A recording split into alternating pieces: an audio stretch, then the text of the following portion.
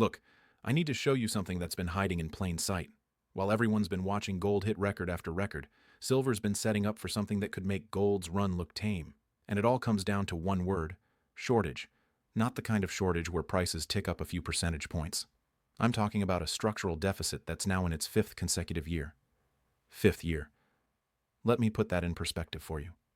Imagine you're running a business, and for 5 years straight, you've been selling more product than you can make.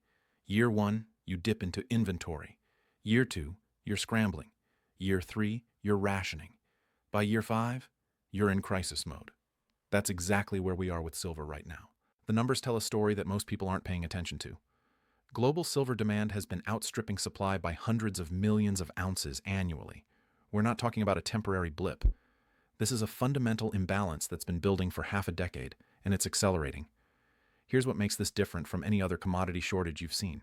Silver isn't just a precious metal anymore. It's become absolutely critical to the technologies that are supposed to define our future. Solar panels, electric vehicles, 5G infrastructure, medical devices, water purification systems.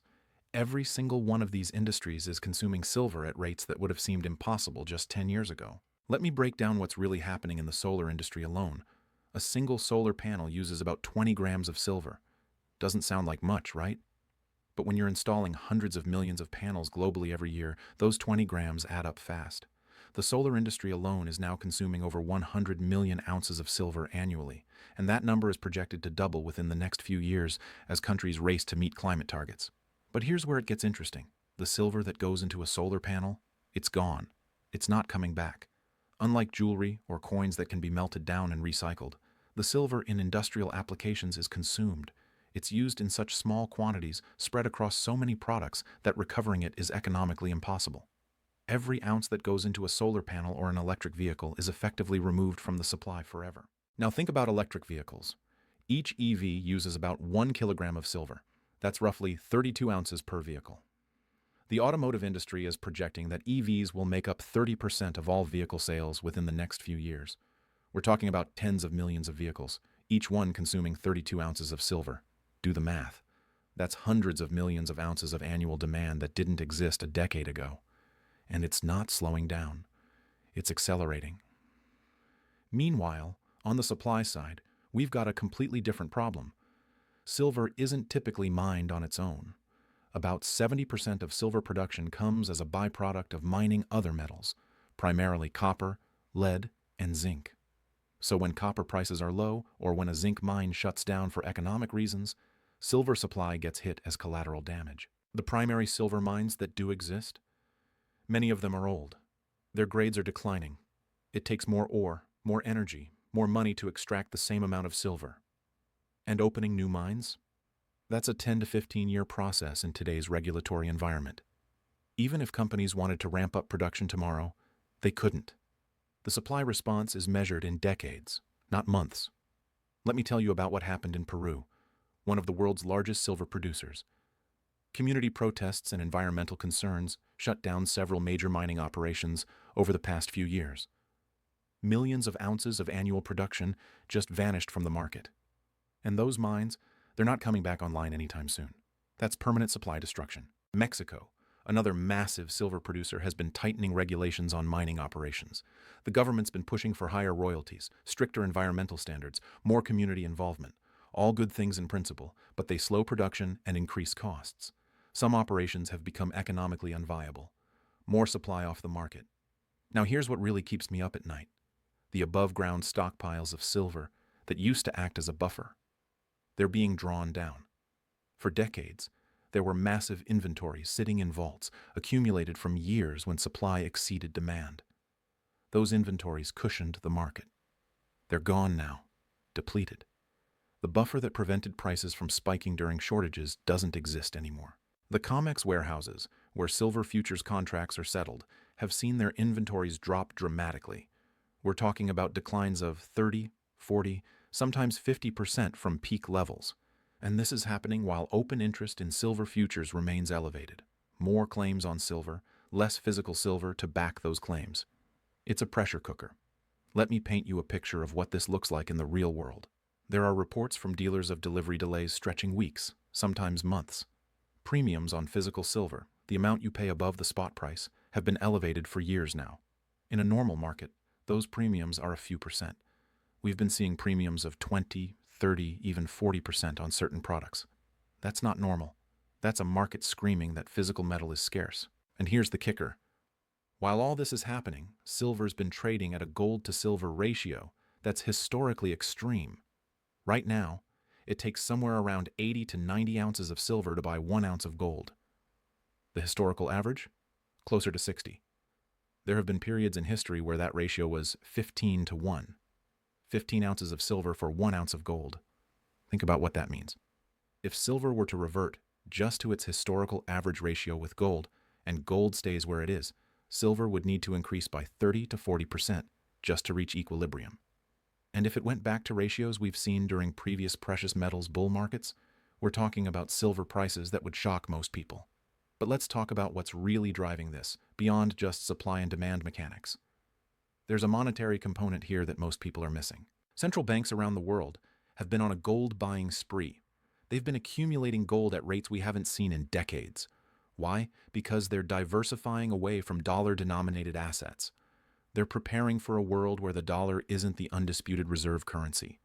And when central banks buy gold, it sends a signal. It tells the market that precious metals are money, that they're a store of value, that they're insurance against monetary instability.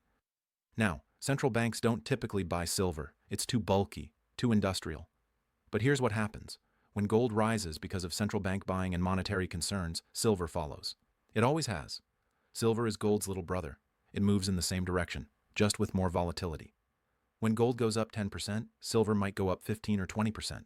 When gold goes down 10%, silver might drop 15 or 20%. Higher beta, same direction. So you've got this perfect storm forming. Industrial demand that's structural and growing. Supply that's constrained and can't respond quickly. Inventories that are depleted. And a monetary backdrop that's increasingly favorable to precious metals as a whole. Let me tell you about what happened in the early 2000s. Silver was trading around $5 an ounce. Industrial demand was growing, supply was tight, and investors started paying attention. By early in the next decade, silver had hit $50 an ounce, a 10 times move.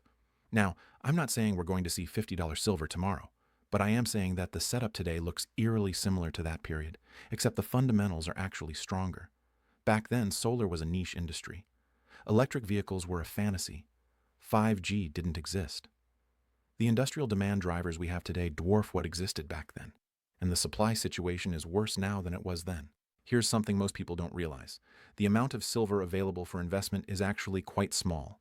If you take total annual silver production and subtract industrial demand, jewelry demand, and silverware demand, you're left with maybe 100 to 150 million ounces available for investment purposes. That's it. That's globally. Now think about the size of global financial markets. Trillions upon trillions of dollars. If even a tiny fraction of that money decided to move into physical silver, there isn't enough metal to satisfy that demand at current prices. The price would have to rise significantly to ration the available supply. And we're starting to see signs that this is happening. Silver ETFs have been seeing inflows. Retail investors are buying physical coins and bars at elevated rates. There are reports of mints struggling to keep up with demand. The Royal Canadian Mint, the US Mint, the Perth Mint, they've all had periods where they couldn't produce enough silver products to meet orders. This is happening while silver is still, in my opinion, dramatically undervalued relative to its fundamentals. The market hasn't fully priced in the supply deficit. It hasn't fully priced in the industrial demand growth. It hasn't fully priced in the monetary dynamics that are favoring precious metals. Let me give you another angle on this. The energy transition that governments around the world are pushing, it's incredibly silver intensive. Not just solar panels. Wind turbines use silver in their electrical systems. The electrical grid infrastructure needed to support renewable energy uses massive amounts of silver. Energy storage systems use silver. Every aspect of the green energy transition requires silver. And here's the thing. This isn't optional. Governments have committed to these transitions. They've set targets, passed legislation, allocated funding. The demand is coming whether silver prices are $10 an ounce or $100 an ounce. It's not price-sensitive demand. It's mandated demand. The same thing is happening in the automotive sector. Governments are setting deadlines for phasing out internal combustion engines. California, the European Union, China, They've all announced plans to ban or severely restrict the sale of gas-powered vehicles within the next 10 to 20 years. That means electric vehicles, and electric vehicles means silver demand. Medical technology is another area that's often overlooked. Silver has antimicrobial properties. It's used in wound dressings, medical devices, hospital equipment. As healthcare spending increases globally, as populations age, as medical technology advances, silver demand in this sector grows. It's not the biggest demand driver, but it's steady, it's growing, and it's not going away. Water purification is yet another application. Silver is used in water filtration systems because of its ability to kill bacteria. As water scarcity becomes a bigger issue globally, as more regions need advanced water treatment, silver demand in this area increases. The point is, silver has become embedded in so many critical technologies that demand is coming from multiple directions simultaneously. It's not dependent on one industry or one application. It's diversified across sectors that are all growing. Now let's talk about what this means for you. If you're someone who's been watching the precious metals market, who's concerned about inflation, about currency debasement, about the stability of the financial system, silver offers something unique. It gives you exposure to both the monetary dynamics that drive gold and the industrial demand dynamics that drive commodities like copper. It's a hybrid, and that hybrid nature means it can benefit from multiple trends simultaneously. Quick aside here. If you're sitting on retirement accounts, if you've got $100,000 or more in IRAs or 401ks, there are ways to get exposure to physical precious metals within those accounts. I put together a guide on how gold IRAs work, how you can move funds from traditional retirement accounts into physical gold or silver without triggering taxes or penalties. It's in the description below. Worth checking out if that's relevant to your situation, especially given what we're seeing in the silver market right now. Anyway, back to where this is headed. The supply deficit we're in isn't going to resolve itself quickly. Even if silver prices doubled tomorrow, it wouldn't bring significant new supply online for years. Mining doesn't work that way. You can't just flip a switch and produce more silver. You need to find deposits, get permits, build infrastructure, develop the mine. It's a multi-year, often decade-long process. And here's something that's not being talked about enough. The quality of silver deposits being discovered is declining. The easy-to-mine, high-grade deposits have largely been found and exploited. New discoveries tend to be lower-grade, deeper, more remote, more expensive to develop. That means even when new supply does come online, it comes at a higher cost, and that higher cost sets a floor under prices. There's also a geopolitical dimension to this that's worth considering. A significant portion of global silver production comes from countries that aren't exactly stable. Political risk, regulatory risk, operational risk, these are all factors that can disrupt supply. And when supply is already tight, any disruption has an outsized impact on prices. Look at what's been happening with resource nationalism. Countries that produce commodities are increasingly asserting control over those resources. They're demanding higher royalties, more local ownership, more processing to be done domestically. This isn't necessarily bad policy, but it does add costs and complexity to mining operations. It makes supply less reliable. Now, let's talk about the investment side of this equation. Silver has historically been viewed as a poor man's gold. It's more affordable, more accessible to retail investors. You can buy silver coins for $30 or $40. Gold coins cost thousands. That accessibility means silver has a broader potential investor base. And when retail investors get excited about precious metals, they tend to gravitate towards silver because of that affordability. We saw this during the previous precious metals bull market. We saw it during the meme stock craze when retail investors briefly pushed silver into the spotlight. The potential for retail-driven demand is significant. But it's not just retail. Institutional investors are starting to pay attention too. Hedge funds, family offices, pension funds, they're looking at the supply-demand fundamentals and seeing an opportunity. Silver is still a relatively small market. It doesn't take massive capital flows to move the price significantly. And institutions are starting to recognize that. There's also been increasing interest in silver from the crypto community. Interestingly enough, some people who made money in cryptocurrencies are diversifying into physical precious metals. They understand digital scarcity from their experience with Bitcoin, and they're applying that same framework to physical silver. Limited supply, growing demand, potential for significant appreciation. Let me give you some context on just how small the silver market really is. The total value of all the silver ever mined and still in existence above ground is estimated to be somewhere around $1 trillion. That sounds like a lot until you compare it to other markets. The gold market is 10 times larger. The global stock market is 100 times larger. The global bond market is even bigger than that. Silver is a tiny market, and tiny markets can move explosively when capital flows in. Here's another factor that's often overlooked. Silver has industrial uses that make it strategically important. Governments and militaries need silver for various applications. Defense contractors use silver in weapon systems, communications equipment, radar systems.